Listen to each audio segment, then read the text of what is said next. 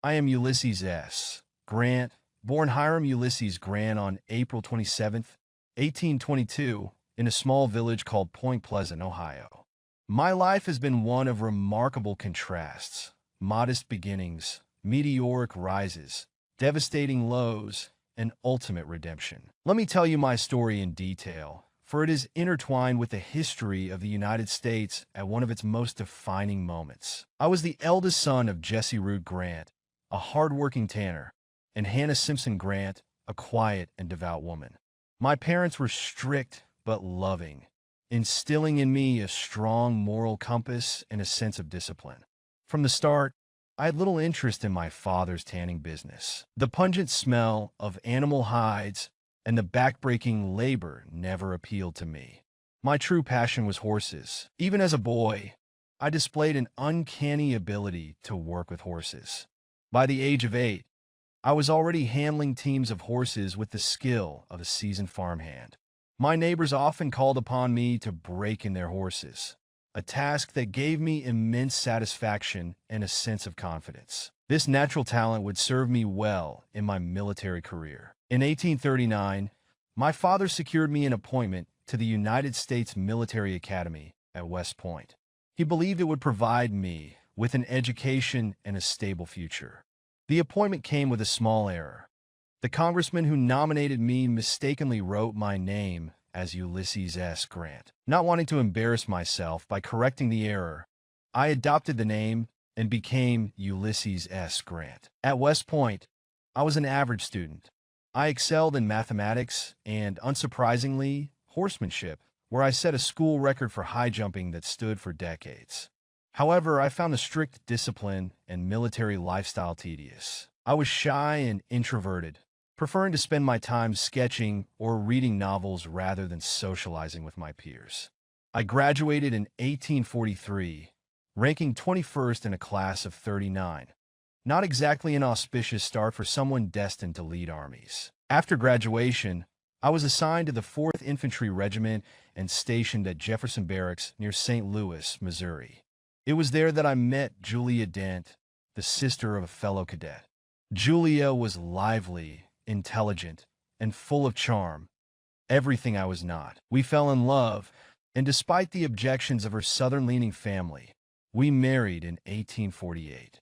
Julia would become my steadfast partner and the anchor of my life through all its ups and downs. My first taste of combat came during the Mexican-American War, 1846 to 1848, where I served under two legendary generals, Zachary Taylor and Winfield Scott. This war was a crucible for my development as a soldier. I participated in several key battles, including Palo Alto, Monterrey, Veracruz, and Chapultepec, earning commendations for bravery. One particular moment stands out. During the Battle of Monterrey, I volunteered to ride through enemy fire to deliver orders.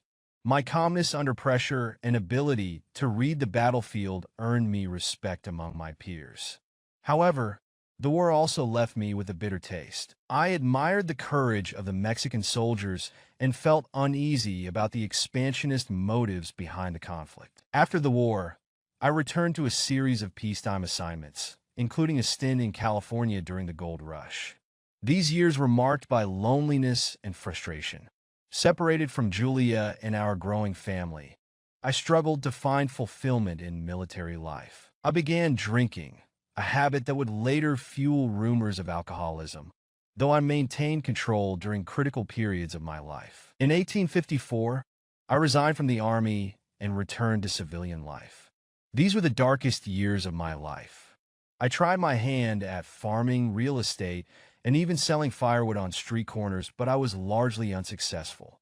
I often relied on my father for financial support, a humbling experience for a man who had once commanded soldiers in battle. I felt like a failure, both as a provider and as a man. When the Civil War broke out in 1861, I saw an opportunity to redeem myself. I volunteered to rejoin the Army, initially helping to train Illinois volunteers. My early leadership caught the attention of officials, and I was soon promoted to brigadier general. My first significant success came at Fort Donelson in 1862, where I demanded unconditional surrender from the Confederate forces. This phrase became synonymous with my no-nonsense approach to warfare. The Battle of Shiloh in April 1862 was a bloody and chaotic affair. Though the Union ultimately prevailed, the high casualties shocked the nation. Critics called for my removal, but President Abraham Lincoln famously said, "I can't spare this man, he fights." I pressed on, focusing on the Mississippi River campaigns. My victory at Vicksburg in 1863 was a turning point in the war, splitting the Confederacy in two and giving the Union control of the river. In 1864, Lincoln appointed me commanding general of all Union armies. I coordinated a multi-front strategy, applying relentless pressure on Confederate forces. The Overland Campaign, marked by brutal battles like the Wilderness and Cold Harbor, tested my resolve and earned me a reputation as a butcher. But I knew that only sustained pressure would bring the war to an end. The war culminated in April 1865, when I accepted General Robert E. Lee's surrender at Appomattox Courthouse. I treated Lee and his men with dignity, hoping to lay the groundwork for reconciliation. The Union had been preserved and slavery abolished, but the scars of war would take generations to heal. In 1868, I was elected the 18th President of the United States, running on the platform of Reconstruction and civil rights.